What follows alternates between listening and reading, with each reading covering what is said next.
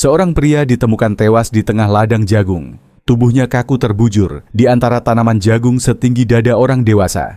Tidak ada kartu identitas, tidak ada ponsel, tidak ada saksi. Hanya satu hal yang membuat semua orang gempar. Ia hanya mengenakan kemeja tanpa celana tanpa sepatu. Semua langsung menyimpulkan satu hal, pembunuhan. Tapi, bagaimana jika itu bukan pembunuhan? Bagaimana jika orang yang Anda pikir adalah korban ternyata justru sang dalang? Dan bagaimana jika cinta adalah motif paling gelap dalam cerita ini? Sore itu di sebuah desa kecil pinggiran Jawa Tengah, sekelompok anak kecil sedang bermain petak umpet di pinggiran ladang jagung yang sudah menguning. Salah satu dari mereka, Gita 10 tahun, berlari terlalu jauh ke dalam dan tersandung sesuatu yang keras. Dia pikir itu hanya batang jagung yang patah. Tapi saat dia membuka mata, yang dilihatnya adalah tangan manusia yang membiru. Tangisan Gita memanggil warga. Dalam waktu 1 jam polisi sudah tiba. Dan di tengah kerumunan itu ada seorang wanita muda yang berdiri agak jauh, menutup mulutnya, matanya merah. Namanya Amara. Dia tidak kenal pria itu katanya. Tapi saat polisi bertanya lebih jauh, nada suaranya mulai bergetar. Dan ketika dia melihat satu anting kecil berwarna emas ditemukan tak jauh dari tubuh korban, dia pingsan. Amara duduk di ruang tamu kantor polisi, tangan gemetar, pandangan kosong menatap lantai. Wajahnya pucat, bibirnya kering. Salah satu petugas menyodorkan segelas air, tapi ia tidak menyentuhnya. Sejak dipanggil untuk memberi keterangan sebagai saksi, Amara belum bicara sepatah kata pun. Kamu mengenal pria ini tidak? Tapi kamu pingsan saat melihat anting ini. Kenapa itu cuma mirip milik saya? Jawabannya pendek patah-patah. Tapi ada satu hal yang membuat penyidik merasa tidak nyaman matanya. Mata Amara tidak menunjukkan ketakutan, tapi menyimpan sesuatu yang lebih dalam. Sesuatu seperti penyesalan, atau justru rasa bersalah. Identitas korban masih menjadi misteri. Tidak ada dompet, tidak ada dokumen, tidak ada bekas luka atau tanda pengenal tubuh. Tapi satu hal pasti, dia tidak ditemukan dalam kondisi wajar. Pakaiannya setengah tubuhnya mulai membiru karena udara malam, namun tidak ada darah, tidak ada tanda kekerasan. Posisi tubuhnya telentang seperti seseorang yang rela melepaskan diri. Saat tim forensik memeriksa, mereka menemukan satu bekas suntikan kecil di lengan kanan korban, nyaris tak terlihat. Tebakan awal overdosis, tapi tidak ada jarum. Tidak ada botol obat. Dan kalau itu bunuh diri, kenapa di ladang jagung? Kabar penemuan mayat cepat menyebar ke seluruh desa. Warga mulai berbisik-bisik. Ada yang bilang itu tumbal ladang, ada yang menyebut korban perselingkuhan, bahkan ada yang yakin itu suami orang yang sedang main perempuan. Salah satu warga menyebut telah melihat Amara malam sebelumnya berjalan sendirian melewati gang belakang yang mengarah ke ladang. Saat ditanya, Amara membantah, "Saya tidak kemana-mana, saya di rumah, saya tidur." Namun kamera CCTV minimarket 200 meter dari ladang memperlihatkan siluet seorang wanita muda berjalan cepat sekitar pukul 22.34, waktu yang diduga sebagai jam kematian korban. Dan berdasarkan tinggi badan, pakaian, dan gerak langkah, semuanya mengarah ke satu nama, Amara. Amara dikenal di desa sebagai wanita yang pendiam, pekerjaannya freelance penulis, lepas tinggal sendiri di rumah kecil warisan orang tuanya. Tidak banyak yang tahu soal kehidupannya sehari-hari selain ia sesekali terlihat memetik jagung dari ladang untuk makan malam. Tapi diam-diam beberapa tetangga mulai mengaku, "Saya pernah lihat dia duduk berdua dengan pria itu, tapi saya kira itu saudaranya. Mereka sering ketemu malam-malam, tapi pelan sekali, sembunyi-sembunyi. Ada sekali saya dengar mereka bertengkar, suaranya keras, tapi hanya sekali." Ketika penyidik menunjukkan sketsa wajah korban hasil rekonstruksi digital, Amara hanya menatap tanpa ekspresi. Tapi 1 detik sebelum dia mengalihkan pandangan, bibirnya bergetar, seperti menahan sesuatu yang ingin keluar. "Kamu yakin tidak mengenalnya saya?" "Tidak yakin." Sebuah jawaban yang menggugah kecurigaan. Bagaimana seseorang bisa tidak yakin mengenal atau tidak mengenal seseorang, apalagi seseorang yang kini jadi mayat? Dalam penyelidikan lanjutan, satu fakta mengejutkan ditemukan. Di ponsel lama milik Amara yang sudah tidak aktif, polisi berhasil mengembalikan beberapa data melalui pemulihan digital. Di dalamnya ada foto selfie yang diambil 3 bulan lalu.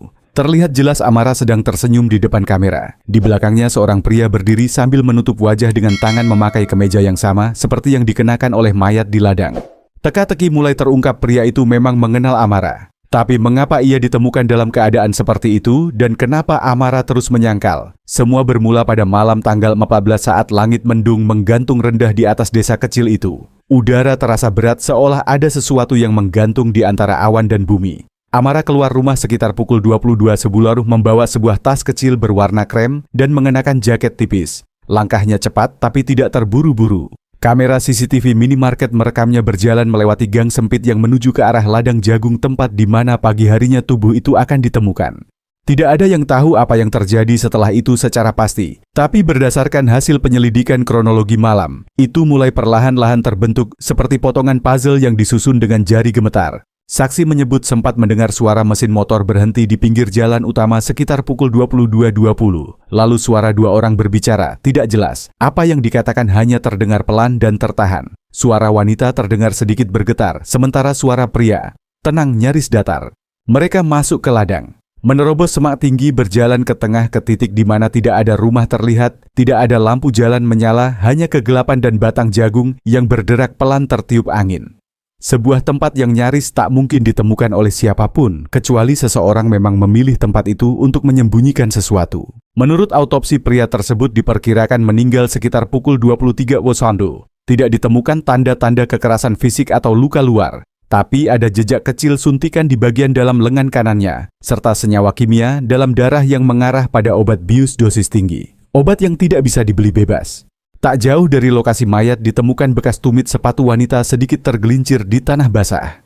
Di titik itu juga ditemukan anting emas kecil persis seperti yang dikenakan Amara dalam foto-foto lama di media sosialnya. Benda itu tertutup sebagian oleh tanah seolah sengaja dijatuhkan atau tercecer dalam keadaan panik. Pertanyaan terbesar pun muncul, apa yang sebenarnya terjadi di ladang itu? Amara mengaku tidak mengenal pria itu, tapi bukti-bukti berkata lain. Dalam ponsel korban yang ditemukan 2 hari kemudian dalam semak terkubur dangkal dan dibungkus plastik terdapat pesan terakhir dari kontak bernama A. "Temui aku malam ini, aku sudah tidak tahan lagi." Pesan itu dikirim pukul 21.46 tepat 1 jam sebelum kematian. Polisi menyusun ulang urutan kejadian. Amara mengirim pesan. Pria itu datang, mereka masuk ladang. Sesuatu terjadi, pria itu mati. Amara menghilang. Tidak ada yang tahu siapa yang membawa jarum suntik. Tidak ada yang tahu siapa yang menyuntik. Tapi jelas tidak mungkin korban menyuntik dirinya sendiri di tengah ladang dalam gelap. Dan tidak ada alasan logis kenapa seseorang ingin bunuh diri dengan cara serumit itu. Namun ada satu detail kecil yang membuat semuanya semakin membingungkan. Korban tidak berusaha melawan. Ia tidak menjerit, tidak berlari. Ia hanya diam. Dan tubuhnya ditemukan dalam posisi terlentang tangan terlipat di atas dada seolah sedang tidur. Apakah dia memang tahu bahwa malam itu akan menjadi malam terakhirnya? Apakah dia menyerahkan diri atau dia dijebak? Tak ada saksi, tak ada pengakuan. Yang tersisa hanyalah diam.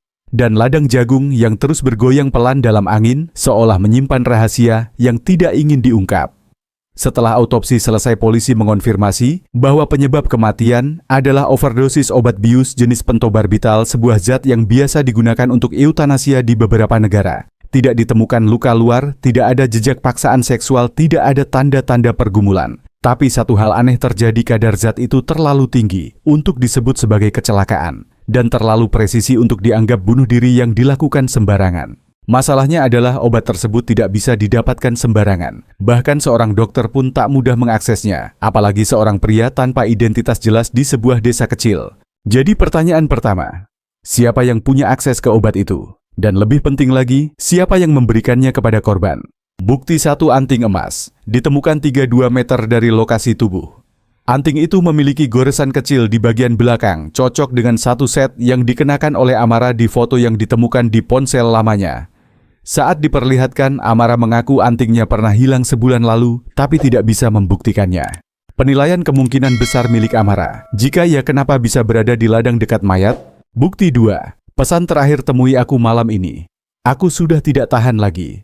Pesan ini dikirim dari ponsel korban ke kontak A, kemungkinan besar Amara. Tapi Amara membantah memiliki ponsel tersebut atau mengenal si pengirim. Namun saat dianalisis ternyata nomor tersebut pernah tersambung ke wifi rumah Amara sekitar 3 bulan sebelumnya. Pertanyaan, kalau tidak kenal kenapa wifi-nya tahu nomor itu?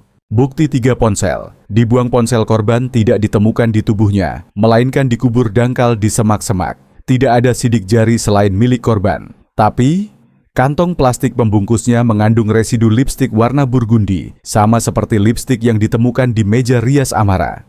Pertanyaan, apakah dia yang menyembunyikan ponsel itu? Jika iya, kenapa? Kesaksian dari warga 1, saya pernah lihat mereka duduk berdua di halte jam 11 malam. Saya kira mereka pacaran. Kesaksian dari warga 2, mereka bertengkar. Si pria marah besar, si cewek nangis. Tapi saya nggak tahu mereka siapa. Waktu itu saya lewat doang. Kesaksian dari warga 3, pria itu sering ke rumah Amara malam-malam. Tapi motor dia diparkir jauh kayak nggak mau ketahuan. Amara membantah semua. Ia mengatakan tidak pernah mengenal pria itu. Dan semua yang orang katakan hanyalah gosip. Tapi semakin banyak ia menyangkal, semakin banyak pertanyaan muncul. Analisis psikologis penyidik. Amara tampak tenang. Terlalu tenang untuk seseorang yang dilingkupi oleh kematian. Ia tidak pernah menangis, tidak pernah marah, hanya datar. Namun setiap kali pertanyaan menyentuh hal pribadi tentang masa lalu, tentang siapa pria itu, mata Amara bergerak sedikit ke kiri, sebuah tanda kebohongan kecil. Dia berusaha keras terlihat tidak tahu apa-apa, tapi bahasa tubuhnya memohon agar kita berhenti bertanya. Pertanyaan besar yang belum terjawab. Siapa sebenarnya korban? Apa hubungannya dengan Amara? Kenapa tidak ada identitas di tubuhnya? Siapa yang menyuntikkan obat bius itu? Kenapa lokasi pembunuhan dipilih di tengah ladang jauh dari jangkauan publik? Dan satu pertanyaan terakhir, jika benar itu bunuh diri, kenapa Amara ada di sana pada malam yang sama? Dan jika itu pembunuhan, kenapa tidak ada bekas luka pertahanan di tubuh korban namaku Amara? Dan jika kamu menanyakan apa aku mengenalnya? Jawabannya ya, aku mengenalnya lebih baik daripada siapapun, lebih baik dari istri dan anak-anaknya. Kami bertemu bukan karena cinta, bukan juga karena nafsu. Kami bertemu karena kesepian. Dia datang ke rumah kontrakanku pertama kali saat listrik padam. Minta izin numpang charge ponsel katanya. Lalu malam berikutnya dia kembali. Katanya suka dengan suasana sunyi di rumahku. Aku tidak bertanya banyak. Aku hanya menyeduhkan teh. Dan malam-malam berikutnya, dia datang lagi. Dan lagi. Dan lagi. Sampai suatu hari dia meninggalkan jam tangannya di meja. Besoknya istrinya meneleponku, memintaku tidak mengganggu rumah tangga orang. Itu hari di mana aku sadar semua ini salah. Tapi saat aku ingin berhenti, dia datang mengetuk pintu seperti biasa, membawa bunga, membawa tatapan kosong. Dan aku, bodoh, aku membiarkannya masuk lagi. Kami bertengkar. Aku bilang aku tidak ingin ini. Aku bilang dia harus memilih aku atau keluarganya. Dia tertawa kecil dan berkata, kita bukan cerita sinetron Amara. Lalu malam itu dia datang dengan mata sembab dan mengatakan aku sudah siap. Dia memberikan sebuah botol kecil. Aku bahkan tak tahu isinya apa. Kalau aku mati, kamu akan bebas. Aku ketakutan. Aku pikir dia hanya mengancam. Tapi dia tersenyum dan berkata, kita pergi ke ladang malam ini. Di sanalah semuanya akan selesai. Aku mengikutinya. Bukan karena aku setuju, tapi karena aku takut. Takut jika aku tidak ikut, dia benar-benar akan mati sendirian. Kami duduk di tengah ladang. Angin malam menusuk kulit. Aku menggigil, tapi dia tampak tenang. Lalu dia menyuntikkan sesuatu ke lengannya sendiri dan berkata, kalau besok aku tidak bangun, kuburkan aku di sini. Tapi kalau aku masih bernapas, anggap saja Tuhan belum mengizinkanku pergi. Dia memejamkan mata, dan aku hanya diam, menunggu. Setengah jam, 1 jam, dia tidak bergerak. Aku goyangkan tubuhnya, dingin. Nafasnya tidak ada. Aku panik. Aku ingin menelepon ambulans, tapi tidak ada sinyal. Dan aku tidak tahu harus bilang apa. Siapa dia? Kenapa dia ada di ladang tengah malam? Aku tinggalkan dia di sana. Aku lari. Ponselnya? Aku kubur. Antingku? Mungkin jatuh saat aku menggenggamnya terakhir kali. Aku tidak tahu. Aku tidak membunuhnya, tapi aku juga tidak menyelamatkannya. Dan sampai hari ini, aku tidak tahu apakah aku korban atau kaki tangan. Penyelidikan hampir ditutup. Semua bukti menunjukkan arah yang sama. Amara mengenal korban. Mereka memiliki hubungan rahasia. Korban datang malam itu dengan niat mengakhiri hidup. Amara menyaksikan dan membiarkannya mati. Kasus dianggap selesai. Tapi 3 hari sebelum berkas ditutup, satu pesan masuk ke email kantor polisi, pengirim anonim tanpa nama, hanya satu kalimat. Dia tidak mati karena Amara. Dia mati karena dirinya sendiri dan wanita lainnya. Penyidik yang membaca email itu hampir mengabaikannya, tapi entah kenapa satu kalimat itu terdengar lebih nyata daripada semua kesaksian. Mereka memutuskan membuka kembali data digital ponsel korban kali ini secara lebih dalam. Dalam folder tersembunyi mereka menemukan video berdurasi 1 menit 48 detik. Dalam video itu, korban yang kini diketahui bernama Beno Ardiansyah berbicara di depan kamera. Cahaya redup wajahnya setengah dalam bayangan, tapi suaranya jelas. Jika kalian menonton ini, artinya aku sudah tidak ada. Dan kalau kalian pikir Amara membunuhku, kalian salah besar. Aku minta dia datang ke ladang karena aku ingin dia melihat sesuatu. Ingin dia tahu bahwa aku tidak akan memilihnya, tapi juga tidak akan kembali pada istriku, karena mereka berdua sudah menghancurkanku. Dalam beberapa detik terakhir, video Beno mengungkap satu nama yang membuat darah penyidik membeku darah istri sah dari Beno. Ternyata 2 minggu sebelum kematian Beno ditemukan membawa surat cerai yang belum ditandatangani. Ia ingin lepas dari pernikahan yang sudah lama retak, tapi juga tidak ingin membangun apapun dengan Amara. Ia merasa terjebak. Beno mengatur semuanya. Ia memesan obat bius dari black market. Ia menyusun pesan terakhir. Ia mengatur agar Amara hadir di tempat dan waktu yang tepat. Dan ia mengirimkan salinan video itu ke email sang istri. Kalau aku mati, kalian berdua akan saling menyalahkan. Dan tidak ada yang benar-benar tahu siapa pembunuhnya. Tapi ingat, aku yang menulis akhir cerita ini. Dan ya, Amara tidak pernah tahu tentang video itu. Dara istri Beno juga tidak pernah menyampaikan pada siapapun. Ia menyimpan rasa bersalah itu sendiri hingga akhirnya mengirim email anonim ke polisi karena tidak tahan dengan beban batin. Twist besar akhirnya terungkap. Kematian Beno bukan pembunuhan, bukan juga kecelakaan. Itu adalah pertunjukan balas dendam dari seorang pria yang ingin menyakiti 2 wanita sekaligus. Ia tidak ingin hidup, tapi juga tidak ingin membiarkan mereka hidup dengan damai. Amara dibebaskan. Polisi menutup kasus dengan status kematian atas kehendak sendiri. Tidak ada yang dihukum, tidak ada yang ditangkap, tidak ada proses pengadilan. Hanya ada keheningan, dan 3 jiwa yang tidak akan pernah sama lagi. Amara kembali ke rumahnya. Ia tidak lagi terlihat duduk di teras seperti dulu. Jendela rumahnya kini selalu tertutup tirai digantung rendah. Dara istri Beno pindah dari kota. Tidak ada yang tahu kemana ia pergi, tapi banyak yang bilang dia menghilang bersama rasa bersalah yang tak pernah ia tunjukkan. Dan Beno, ia meninggalkan dunia ini dengan cara yang ia pilih sendiri, tapi meninggalkan 2 wanita yang akan terus hidup dalam tanya, apakah aku yang membuatnya pergi? Cerita ini tidak berakhir dengan keadilan. Tidak ada yang benar-benar salah, dan tidak ada yang benar-benar tidak bersalah. Karena kadang luka tidak berbentuk darah, dan kematian tidak selalu datang dari senjata atau racun. Ada kalanya kata-kata pengkhianatan dan cinta yang tidak dijawab jauh lebih mematikan.